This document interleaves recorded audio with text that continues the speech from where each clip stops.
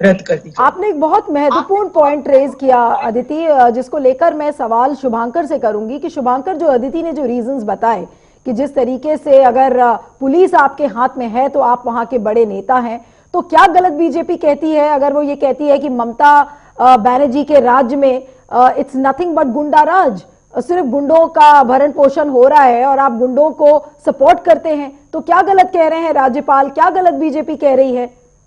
इसको कैसे डिफेंड करेंगे? नीलू जी, मैं ये बात बहुत ही आसान शब्दों में और इधर से समझा रहा हूं। ये एग्जाम्पल के तौर पे समझाऊंगा तो शायद आसानी से समझ में आएगा, क्योंकि हम बहुत बड़े नेता तो है नहीं साहब। क्योंकि भाई वहां पे स्वयं माननीय रविंद्रनाथ टैगोर जी, अरे माफ करिएगा, सॉरी, प्रधानमंत्री जी का एक्चुअली लुक बदल गया ना, मैं रविंद्रनाथ टैगोर निकल आया है। मतलब नरेंद्र मोदी जी वहां पे जाते हैं बंगाल में, तो अभी क्या है कि उनके जैसे भी इन्होंने कविताएं, अब सब कविता पढ़ने लग गए, ठीक है ना। हम लोग तो साहब छोट भैया नेता है, कहां बड़ी बड़ी कविताओं में फंसेंगे। मैं आपको बता देता हूं, एक सैंपल दे रहा हूं। मुकुल राय जी का नाम शारदा घोटाले में बहुत बड़ा करके उठता है। ट्रेडिंग होती है, आपस में एडजस्टमेंट होता है, सबसे पहले आरोप बीजेपी लगाती है। जो यही आपके कैलाश विजयवर्गीय उनके ऊपर आरोप लगाते नहीं थकते थे, उनके साथ डीलिंग होती है रातों रात। जैसे ही मुकुल राय उनके साथ चले जाते हैं, सारे उनके ऊपर से आरोप खारिज कर दिए जाते हैं। वो बिल्कुल सब तरीके से, इसी तरीके से डीलिंग कईयों के साथ हुई।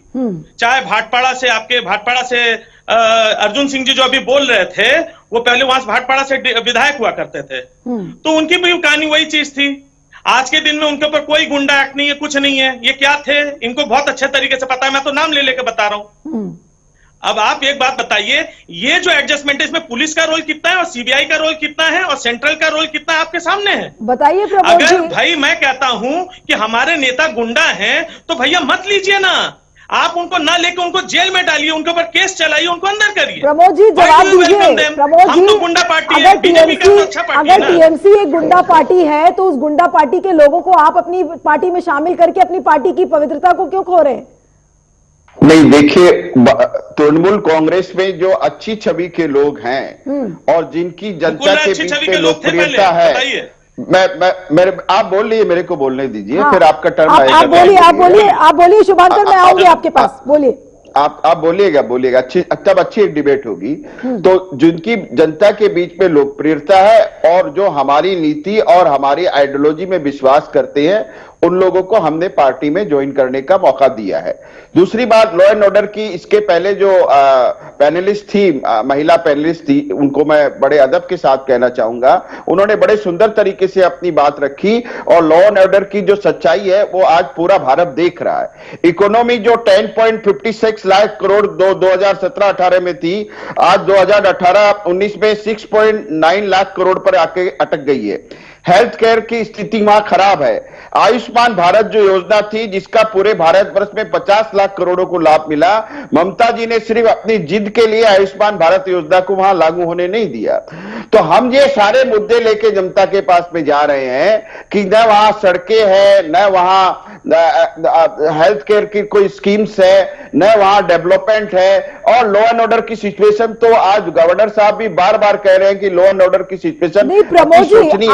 प्रमोद जी, आप तो जीडीपी और बंगाल के विकास की बात कर रहे हैं, लेकिन तृणमूल कांग्रेस बार बार इस बात को कह रही है कि केंद्र सरकार अपनी जांच एजेंसियों का दुरुपयोग कर रही है वेस्ट बंगाल में, और इस तरीके के आरोप लगा रही है। और जिस तरीके से जो खबरें आई हैं अभी हाल में, मैं उनके नाम बताती हूं कि किस तरीके से जो बीजेपी के नेता हैं वो टीएमसी के नेताओं को कॉल कर रहे हैं। ये ममता बनर्जी ने खुद इस रैली में बोला है कि बीजेपी के नेता ने सुब्रता बख्शी को कॉल किया, फिर अनुब्रता मंडल को कॉल किया कि आइए आप उनको ज्वाइन करिए।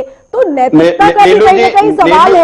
और सुन लीजिए मेरी बात, मेरे सवाल को सुन लीजिए, पहले मेरे सवाल को सुन लीजिए आप प्रमोद जी, कि जो ममता बनर्जी इस बात को बार बार कह रही हैं कि बीजेपी की ना तो कोई आइडियोलॉजी है, ना उनकी कोई नैतिकता है, ना कोई विचारधारा है, तो कहीं ना कहीं कोई तो बेस होगा आपकी राजनीतिक लड़ाई का। मैं बता रहा हूं, आपका उत्तर मैं दे रहा हूं। पहली बात यह है कि किसी पार्टी के नेता, किसी नेता को फोन करने से अगर वो अपनी निष्ठा बदल देता है, तो इसका मतलब उसकी निष्ठा आपके प्रति कमजोर थी, या वो आपकी नीतियों से वो संकित हो चुका है कि आपकी नीतियों पे चल करके वापस पश्चिम बंगाल में सरकार नहीं बन सकती। और दीवार पर लिखी लेखनी बिल्कुल स्पष्ट है कि इनके जो जंगल राज का खात्मा होने वाला है, तो इसलिए ये लोग वहां से छोड़ करके जा रहे हैं। तो ये उनकी प्रॉब्लम है, ये हमारी प्रॉब्लम नहीं है। दूसरी बात, आपने हमारी नीति की कही, तो मैं ये कहना चाहूंगा कि हमारी जो नीति है वो अंत्योदय की नीति है, जिसके बारे में दीनदयाल उपाध्याय जी ने कहा कि सत्ता का सुख है वो समाज के अंतिम व्यक्ति तक पहुंचना चाहिए, और उसी नीति पे हमारी सरकार काम कर रही है। सबका साथ, सबका विकास और सबका विश्वास के लिए काम कर रही है।